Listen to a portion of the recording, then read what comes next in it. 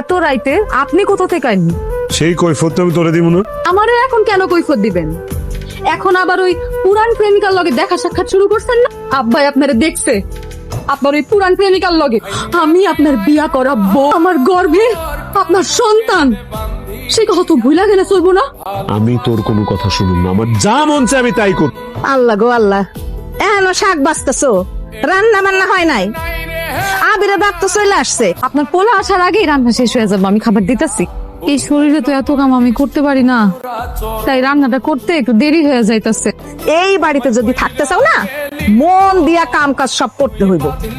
অসভ্য বেহায়া মেয়ে, তোরে যে আমার পোলা কি লেগে বিয়া করে আনছিল আল্লাহ জানে। তুমি আমার থেকে পালায় যেতে চাইতেছো, আর পালাইতে দিব না।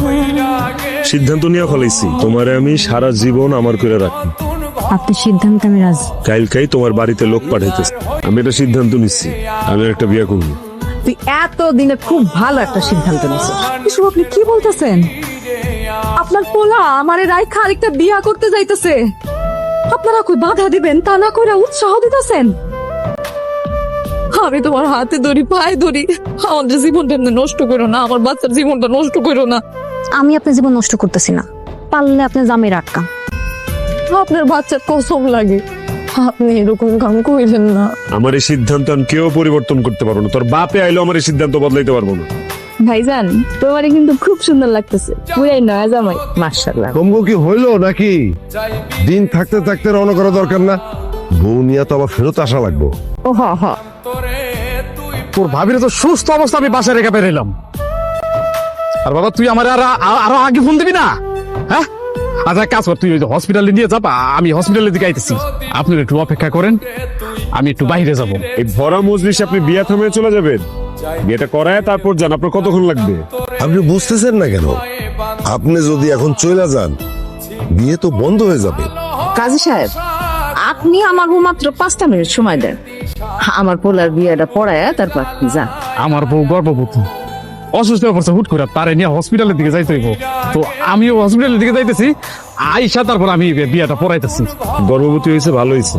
আপনি বিয়েটা করায় তারপর যাবেন, বেশিক্ষণ সময় লাগবে না।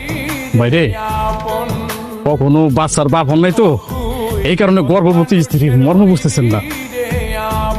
10টা বছর বিয়ে করছি, 10টা বছর হয়েছে, কোনো বাচ্চা কাচ্চা হয় না। অনেক কান্নাকাটি করছি, উপরওয়ালার কাছে হাত তুইলা অনেক মোনাজাত ধরছি, নামাজ পড়ছি, তারপর উপরওয়ালা 10 বছর পর আমাকে কথা শুনছে। এই সন্তানের মর্ম আপনি বুঝবেন না রে ভাই। আপনি চলে আসলেন যে, নতুন বউ কই? আমি বিয়ে করি নাই, আমার মাফ করে দাও তুলি।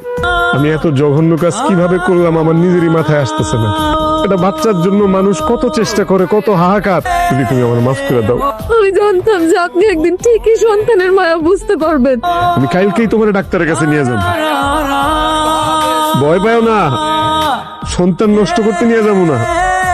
আমার সন্তান যেন সুস্থ থাকে, সুস্থভাবে পৃথিবীতে আসে, সেই জন্য ডাক্তারের কাছে নিয়ে যাবো। তুই যদি মাফ না করো, আল্লাহ আমারে মাফ করবো না। আমার যে কি খুশি লাগতেছে,